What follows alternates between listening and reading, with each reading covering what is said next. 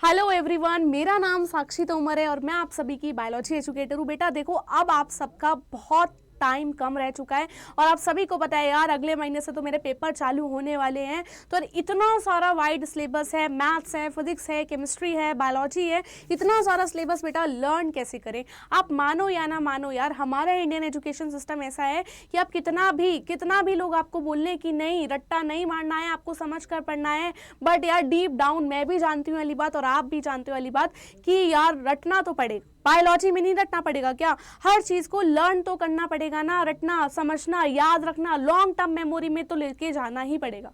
तो ठीक है, देखो आपको सभी को वाली बात पता है कि यार हम लोगों क्या होता है ना, हम कोई भी चीज बार बार पढ़ते हैं तभी हमारी कोई भी चीज लॉन्ग टर्म मेमोरी में जाती है। लेकिन अब आप बताओ यार, अगले महीने तुम्हारा पेपर है, अगले महीने तुम कैसे इतना सब कुछ याद करने वाले हो? मैथ्स का, फिजिक्स का, केमिस्ट्री का, बायोलॉजी का, कैसे इतना सब कुछ याद करने वाले हो?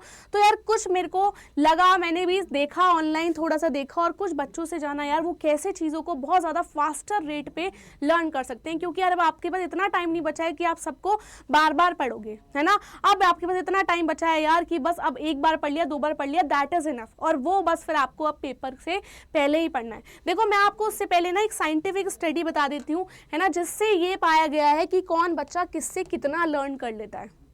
द कोन ऑफ लर्निंग है यार, मतलब कि अगर आप देख रहे हो, अगर आप कोई भी चीज बेटा जी, अगर आप कोई भी चीज सिर्फ और सिर्फ रीड करते हो ना, मतलब किताब ली और ऐसे पलटने लगे, बस रीड कर रहे हो ये वो, तो मैं बता दूं आप सिर्फ 10% ही उसका याद रखते हो। ये साइंटिफिक स्टडी है, मैं अपने मुंह से नहीं बोल रही हूँ, ये रिसर्च करके ही बताया गया है, ठीक है। और लेकिन जैसे अब आप मेरे को सुन रहे हो, अगर आप कोई भी चीजें सुनते हो, सिर्फ जैसे ऑडियो सुन लिया, गाने सुनते हो कितनी बार, है ना, रेडियो सुनते हो, मुझे देखते हो यूट्यूब पे, तो बेटा केवल और केवल आप उसका 20% ही चीजों को याद रखते हो, ठीक है। और देखने से बेटा आप लोग 30% तक याद रखते हो। देखते हो ना, सिर्फ सुनो मत, देखो मत, 30% याद रखते हो। अगर मानो आप कोई भी मूवी देखने गए, वहां पे वीडियो भी चल रही है, ऑडियो भी चल रही है, सब कुछ, और इवन आप उस वाले सीन्स को महसूस भी कर सकते हो, मतलब आप उस समय अपना मैक्सिमम यूज ऑफ सेंसेस कर रहे हो, तो आपको बेटा उसमें से 50% तक चीजें याद रखती हैं।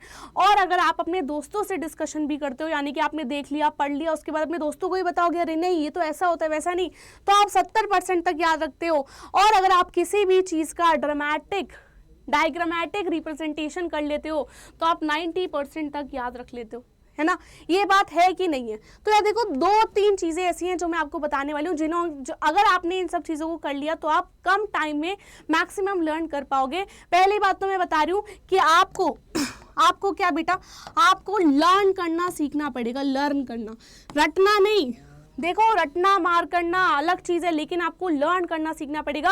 पता है, कुछ बच्चे थे, उन्होंने मानो एक शैली थी और एक अनन्या थी, शैली जो थी ना, शैली क्या करती थी, शैली एक ऐसी स्टूडेंट थी जो अपनी पढ़ाई को 12-12 घंटे तक दे सकती थी। लेकिन अनन्या एक ऐसी स्टूडेंट थी जो अपनी पढ़ाई को सिर्फ 4 या 5 घंटे ही करती थी। लेकिन जब रिजल्ट आया तो यार रिजल्ट में ये पाया गया कि यार शैली के नंबर तो कम आ गए और अनन्या के नंबर ज्यादा आ गए। बिकॉज ऑफ व्हाट यार, बिकॉज उसने चीजों को समझा। रेदर देन बुकिश नॉलेज को फॉलो करने से, सिर्फ और सिर्फ रीड करने से बेटा कुछ नहीं होने वाला। आपको चीजें समझनी पड़ेंगी, तभी वो आपकी लॉन्ग टर्म मेमोरी में जाएंगी। अभी मैं बता रही हूँ, कोई भी चीज रटना मारना, और स्पेशली यार तुम सब तो साइंस बैकग्राउंड के हो, कोई भी चीज रट्टा मार के मत पढ़ना, मैं बता रही हूँ फिर से, ठीक है। मतलब अगर आपको कोई चीज नहीं समझ में आ रही है, फॉर्मूला क्यों है, ये ऐसा क्यों रिप्रेजेंटेशन कराया है, तो वो तुम्हें याद भी नहीं रहने वाली, वो तुम वेस्ट ऑफ टाइम ही कर रहे हो। चीजों को बेटा विजुअलाइजेशन करने लग जाओ, विजुअलाइजेशन। आप जितना उनका विजुअलाइजेशन करोगे, मानो अगर मैं बायोलॉजी में आपको पढ़ा रही हूँ कि हाँ एक पेड़ होता है, उसके पास फ्लावर होते हैं, ये वाले फ्लावर्स होते हैं, तो बेटा उसको इमेजिनेशन में लेकर आओ, तभी वो आपकी लॉन्ग टर्म मेमोरी में चला जाएगा। सेकेंड पॉइंट ये कि जब भी आपका कोई भी टीचर लिखवाता है, तो देखो मुझे पता है आज के टाइम में, पता है क्या हो रहा है, आज के टाइम में ये हो रहा है कि आपको हर जगह से नोट्स मिल रहे हैं यार, पीडीएफ उठाई सबके नोट्स मिल रहे हैं, सबकी पीपीटी मिल रही है, आप लोग खुद से लिख ही नहीं रहे हो यार। बोर्ड का पेपर में फिर से बता रही हूँ, कैसा क्वेश्चन है ऑब्जेक्शन टाइप क्वेश्चन नहीं है, सब्जेक्टिव पेपर है बेटा, लिखना पड़ेगा। जितना लिखोगे ना उतना ज़्यादा चीज़ें याद रहेंगी, आप उसको अवॉइड नहीं कर सकते हो।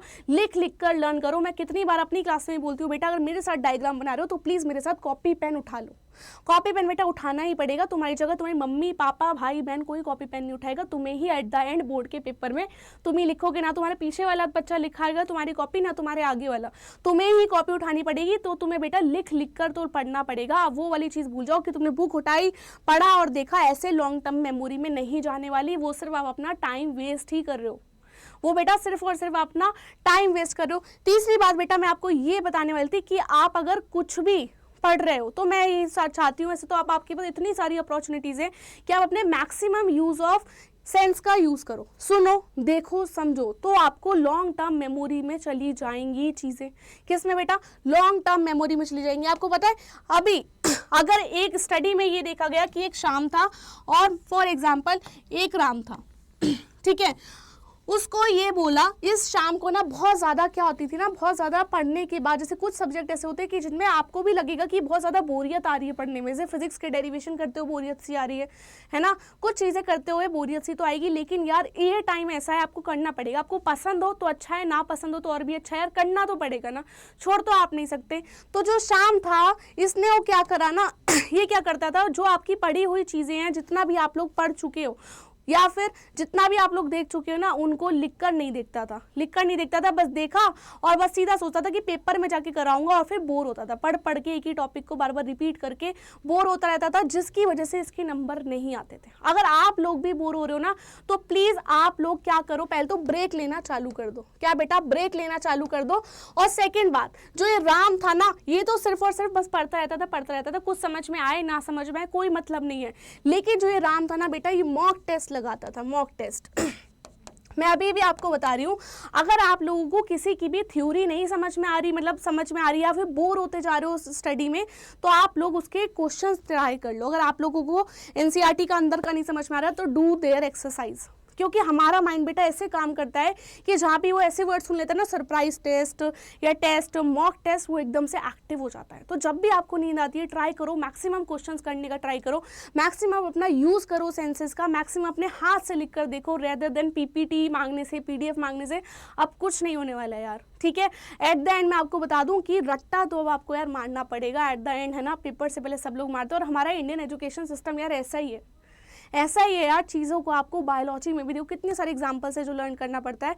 तो कुछ शॉर्ट ट्रिक्स बना के लर्न करो, लेकिन करना तो आपको ही पड़ेगा एट द एंड, ठीक है। वीडियो अच्छी लगी हो तो बेटा लाइक कर देना, and do follow on science Adda 24/7। तब तक के लिए goodbye and take care.